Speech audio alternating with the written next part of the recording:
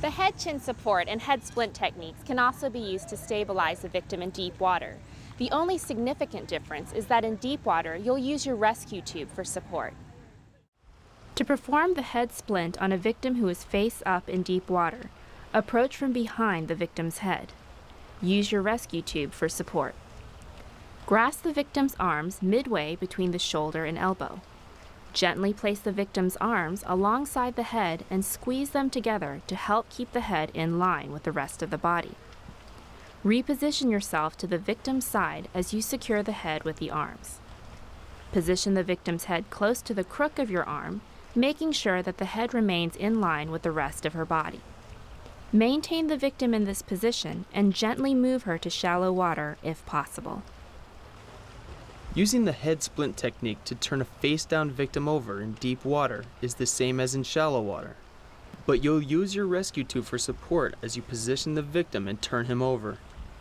Maintain stabilization and move the victim to shallow water if possible.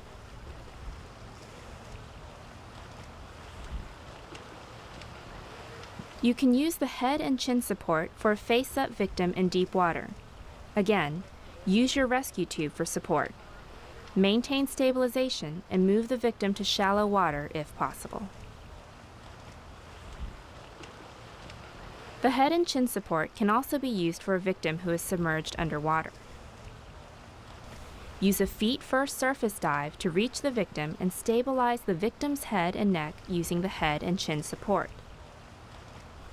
Kick gently toward the surface at an angle. If necessary, turn the victim face up just before reaching the surface. You may also turn the victim over after you reach the surface. If possible, move the victim to shallow water. You may prefer to use the head splint technique for a submerged victim. Again, once you have the victim's head and neck stabilized, kick gently toward the surface at an angle and turn the victim face up just before you reach the surface.